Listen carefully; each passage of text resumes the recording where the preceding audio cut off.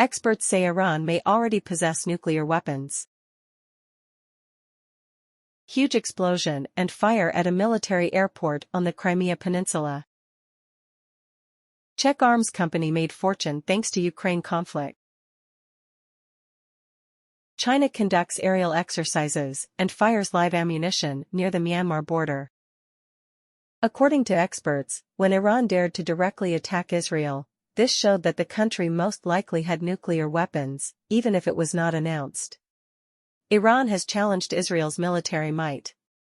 After Iran's combined attack with dozens of different missiles, including ballistic missiles and cruise missiles, along with hundreds of long-range kamikaze drones on Israel on the night of April 14, many experts begin to pay attention to the behind-the-scenes signs related to this process. Some people suspect there was an arrangement between the countries participating in the confrontation to minimize damage to Israel to avoid increasing conflict, but some people pay attention to other details, especially the nature of the incident. Iran's first direct attack on Israeli territory. Commenting on this issue, political scientist Murat Basharov, professor of HSE University, presented the conclusion on this issue on his Telegram channel that, by carrying out a non-nuclear attack on Israel, Iran has broken its regional deterrence doctrine. According to him, if Tel Aviv does not attack, Tehran will not strike, but if Israel does, Iran now dares to retaliate directly, and no longer strike indirectly with proxy forces. This is a landmark change in its deterrence doctrine. Does Iran already possess nuclear weapons? Mr. Basharov believes that currently, not only Israelis but also the West are thinking deeply about the consequences of a comprehensive war with Iran. Therefore, if Iran for the first time in history dares to attack Israel directly from its territory, it means that this country does not officially possess nuclear weapons, but it is quite possible that it already possesses nuclear weapons. Own it. No one dares to confirm this for sure, but no one dares to risk trying. Finally, expert Murat Basharov concluded, it is paradoxical that the proliferation of nuclear weapons in war zones can become the foundation for a peace treaty in the region. If some countries possess it, then an anti-deterrence scenario will emerge, and it is no different from the situation of North Korea in the East Asia region today. Huge explosion and fire at the military airport on the Crimean Peninsula. Explosions were reported near a military airport in the town of Dzyankoy in the north of the Crimean Peninsula early this morning, April 17.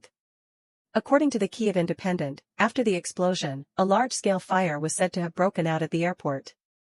Then, a Russian-appointed official in the Crimean Peninsula, an area that belongs to Ukraine but was annexed to the Russian Federation in 2014, announced the closure of the highway connecting Dzyankoy with the village of Pobyn. According to RBC Ukraine, images taken by the VIARS/Suomi NPP satellite at 3:41 local time detected fires in the Dzyankoy military airport area. Crimean Wind Telegram channel said that in the early morning of April 17, many explosions occurred at this base. Sources revealed that Russia's S-300 and S-400 air defense systems are also deployed at Dzyankoy airport. Currently, Russia has not commented on the above information. According to online aviation databases, the Russian Navy's Dzyankoy airbase is located just outside the town of Dzyankoy. The 39th Helicopter Regiment of Russia's 27th Mixed Aviation Division is stationed at the Dzyankoy base. The regiment is assigned to use a variety of attack helicopters such as the Ka-52 Alligator, Mi-8, Mi-28N, and Mi-35M. Earlier this year, the General Staff of the Ukrainian Armed Forces announced that Russia had lost more than 300 combat helicopters since the Russia-Ukraine conflict broke out in February 2022. In recent months, Ukraine has stepped up attacks on the Crimean Peninsula, as well as targeting Russian military assets in and around the Black Sea. Sharing with Kyiv Independent, a military intelligence source said that on April 15, Ukrainian forces attacked a command post in Crimea with missiles. Czech arms dealer made a fortune thanks to the Ukraine conflict. According to Bloomberg News Agency, weapons manufacturer Czechoslovak Group, CSG, of the Czech Republic has made huge profits from refurbishing old tanks to sell to Ukraine. CSG has recorded a surge in revenue amid the conflict between Russia and Ukraine, with profits doubling in 2022 to about $1 billion and continuing to nearly double in 2023, reaching $1.9 billion.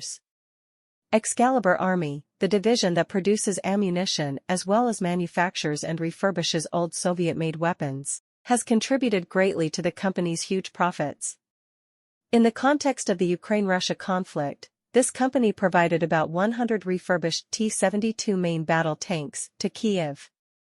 Bloomberg notes that CSG's ammunition production has increased more than tenfold since the war between Moscow and Kyiv broke out in early 2022, with the number of employees nearly tripling to 10,000 across all facilities. Manufacturing facilities in 8 countries. Benefiting from the conflict in Ukraine, CSG President Michael Sternad has now become a billionaire, owning assets worth $5 billion. The arms manufacturer expects to continue to benefit from the Russia-Ukraine conflict for years to come and seems to be very open about this.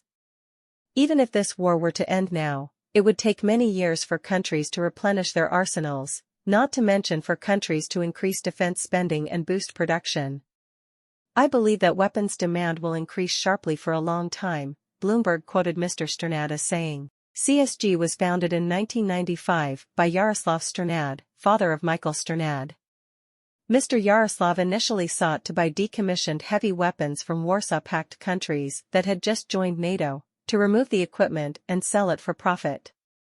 However, the real profit turned out to be in the arms trade, as the company quickly discovered that it could profit from selling spare parts as well as Soviet-era heavy military hardware.